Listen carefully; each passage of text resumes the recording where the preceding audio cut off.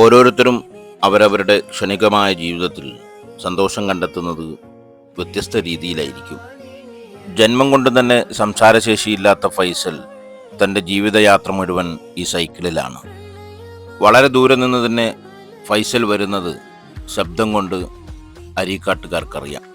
തൻ്റെ സൈക്കിളിന് പിറകിലെ സ്റ്റാൻഡിൽ ഘടിപ്പിച്ച ബ്ലൂടൂത്ത് സ്പീക്കറിൽ നിന്ന് വരുന്ന മാപ്പിളപ്പാട്ടുകളിലൂടെയും സിനിമാ ഗാനങ്ങളിലൂടെയും അവൻ തൻ്റെ ചുറ്റുപാടുമായി സംവദിക്കുന്നുണ്ട്. തൻ്റെ സൈക്കിളിന് പിറകിലിരുന്ന് കാലങ്ങളായി പാടിക്കൊണ്ടിരിക്കുന്ന ബ്ലൂടൂത്ത് സ്പീക്കറിന് ബാഹ്യമായ റബ്ബർ ബാൻഡുകളുടെയും സെലോ ടാപ്പുകളുടെയും സംരക്ഷണമുണ്ടെങ്കിലും ശബ്ദത്തിന് ഒരു കുറവുമില്ലെന്നാണ് അവൻ പറയുന്നത്.